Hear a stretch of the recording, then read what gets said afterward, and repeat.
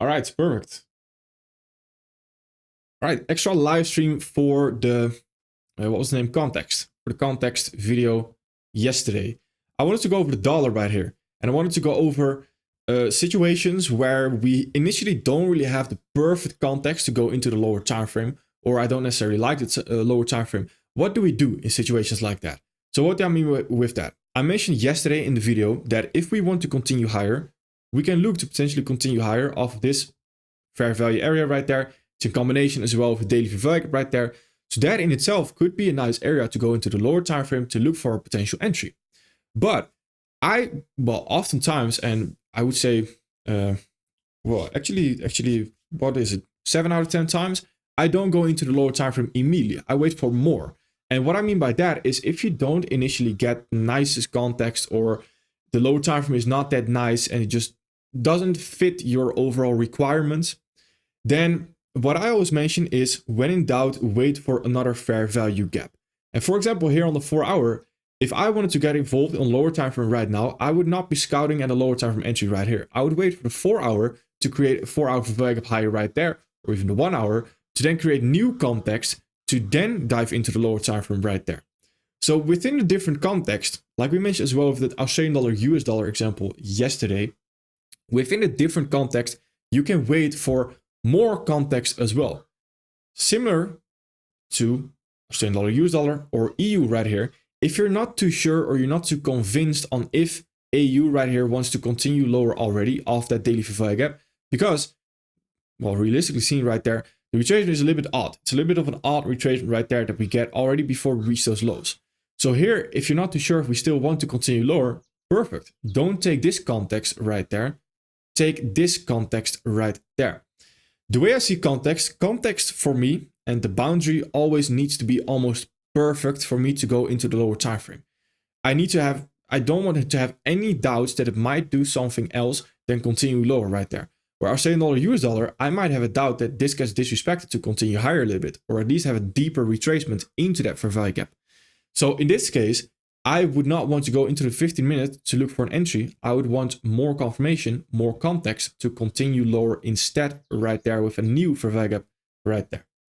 That is what I would personally want to wait for. I think that's really important as well, especially when we have talked about in the previous videos how far we can retrace, etc., and knowing when to look for the right context as well, knowing when to go into the lower time frame to look for an entry. It's very important, it's crucial. All right, let's see right here if we have a few more examples. If there are any questions, then please feel free to let me know. Could you go over and give example of how to draw out the whole fair value area? For sure.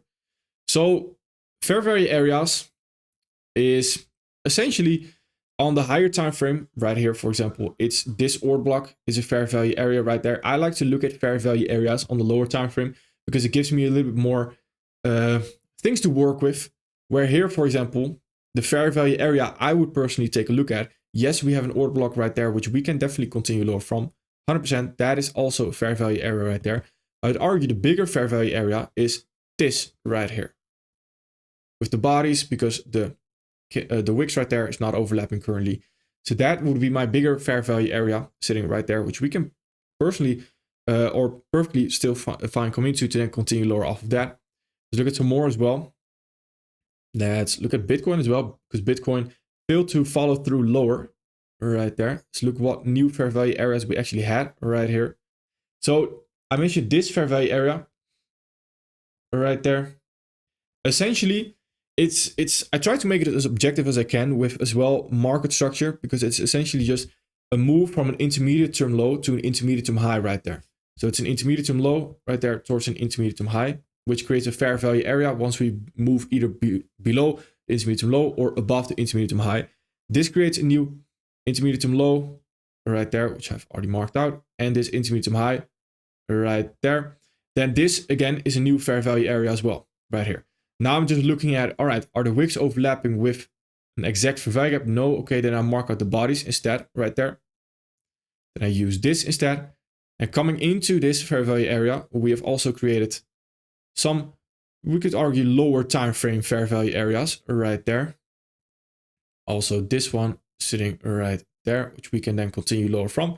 So right here, if we dive into the specifics, then we have an intermediate high actually getting confirmed right there.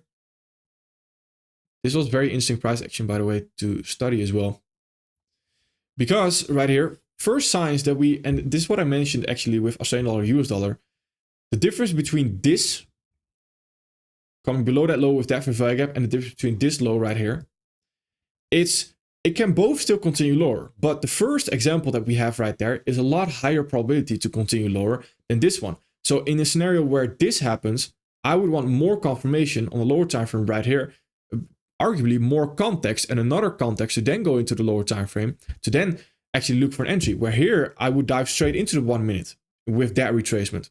So it's a difference in context right there. There's high probability context, there's low probability context. If we have low probability context, I still want to wait for more context as well. So here we have the 2 candle rejection sitting right there, which fails as well. And when this fails, that essentially creates a dominoes effect, because now we have mitigated everything. So that also creates then a new fair value area sitting right here again.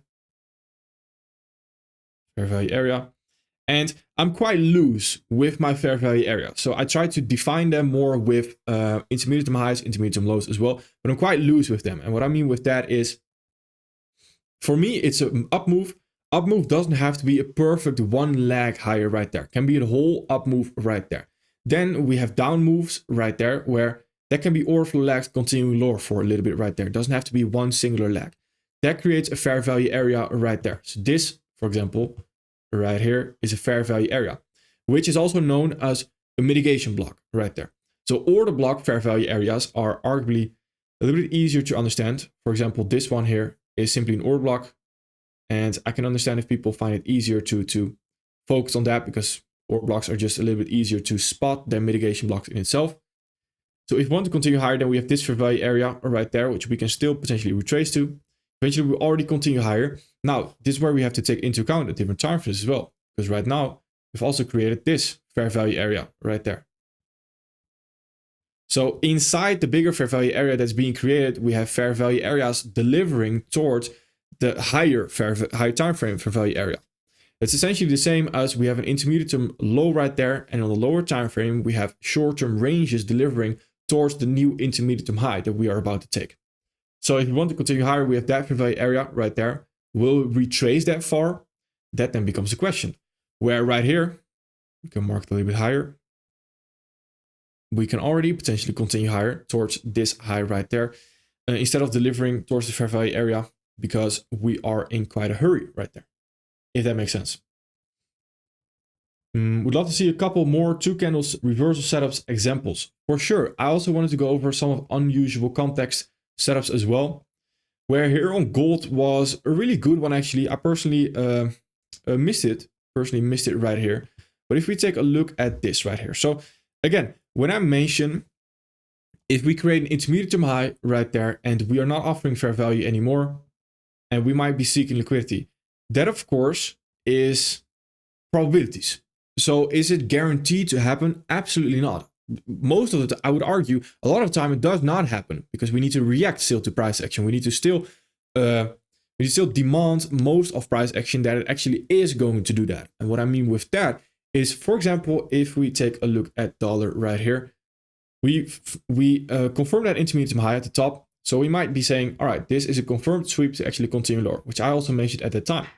Now right here, where it gets suspicious is where we fail to create a new fair value gap going lower right there. So this essentially, what we went over yesterday, once we trace back into that, and we even have a fair value going higher at that moment in time, that creates unusual context to actually continue higher instead. So that becomes very suspicious to actually continue lower. Do you have to take those trades? No, you can simply wait, right? You can simply wait, because if we are going to continue higher, we will see a rejection like this, like we're currently seeing, to then have new context to then continue higher off of that instead as well. So that is quite important to understand. Let's see if we have a few more 2 candle rejections as well. Let's see. 2 candle reverse setups examples for sure. So essentially they happen everywhere, which is quite interesting. For example, but I will go over a few where it now starts to fill.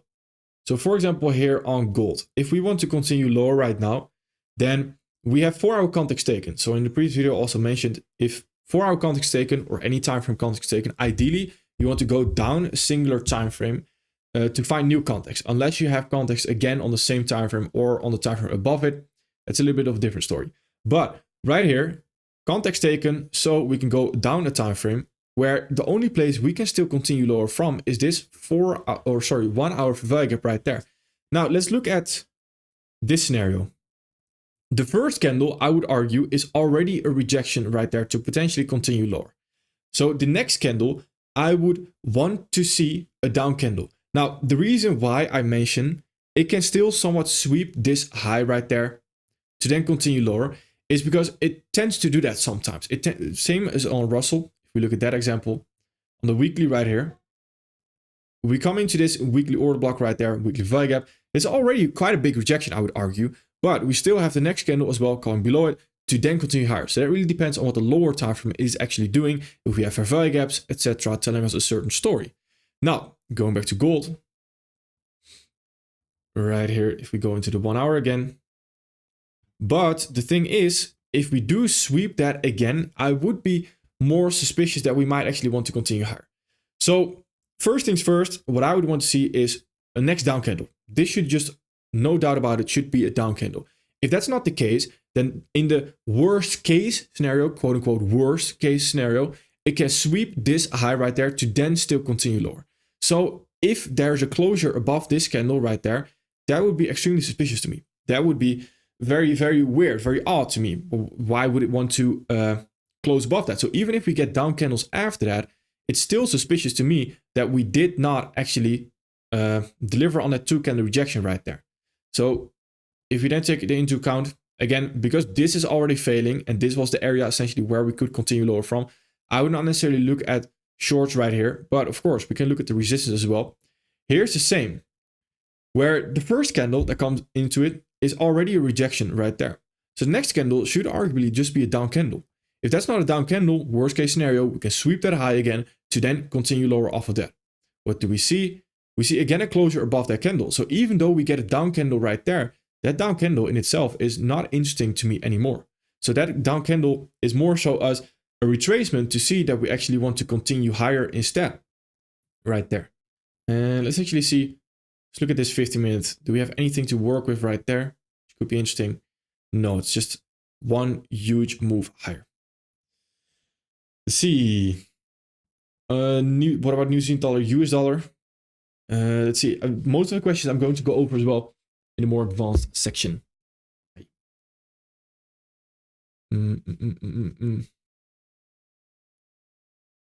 Can you use short-term ranges as fair value area, since you said only use intermediate-term range as fair value area? Yeah, you can use short-term ranges. For example, the one we saw on Bitcoin, where this is, on the 1 hour, these are intermediate-term ranges right there, but we have short-term ranges delivering towards the bigger intermediate-term high. So yeah, you can definitely do that, 100%. 100%. There's an order block, etc. It just really depends on which time frame you're looking at, because all these intermediate-term ranges are short-term ranges on the daily, for example. So it's all relative. Question on ES. Overlapping defense in daily is the breaker. What will prevent the weekly value gap from creating? Would you see that as a low probability for high prices of daily value gap? Yeah, that's actually quite interesting, and it's something we've been studying yesterday, so it's quite new still.